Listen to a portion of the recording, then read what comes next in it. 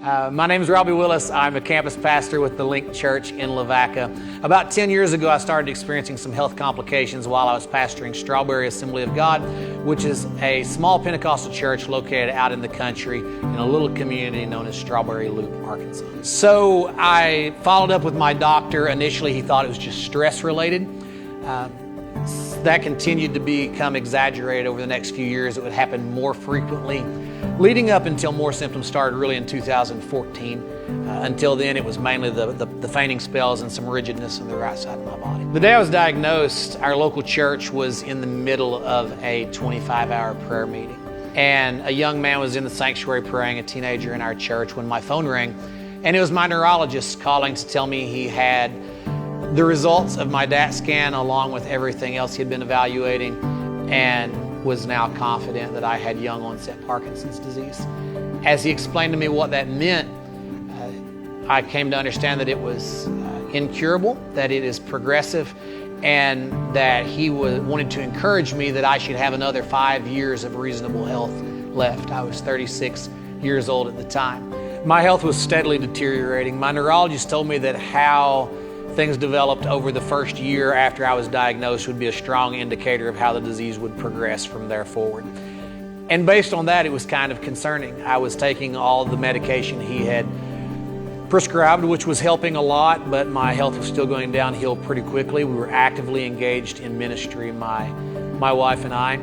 And by October of 2017, I was really concerned about what the future looked like. So in late October, a pastor friend called and he asked if I remembered a lady by the name of Mary Davis. And I did not, but he began to explain to me who she was, and she had been there when I preached some of my early messages when I was 17, 18 years old.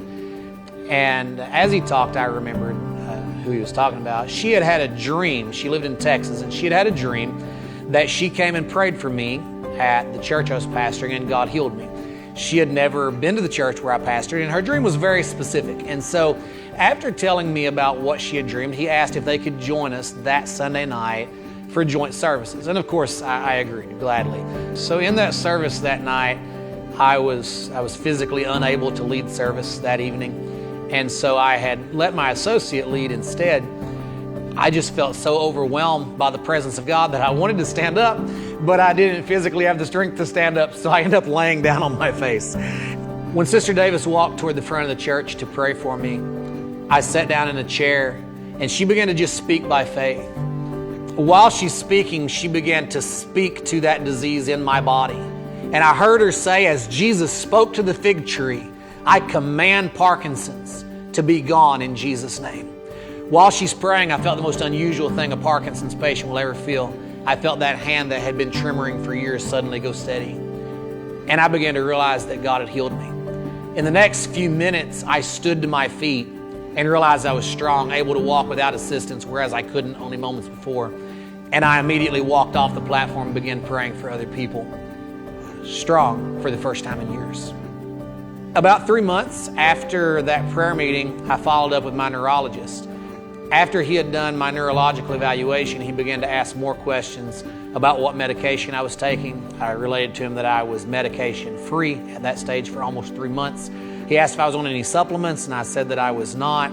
So then he said, "What have you done?" And I said, "I was prayed for." To which he responded, "Just prayer?" "Yes, sir, just prayer." 3 times he repeated the question, "Just prayer, just prayer, sir."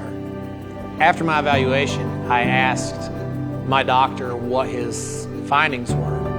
And he responded very simply, "You have no signs of Parkinson's disease." But he seemed troubled, and I said, "That's good, right?" And he responded, "Yes, that's good, but I can't explain it scientifically. No one could."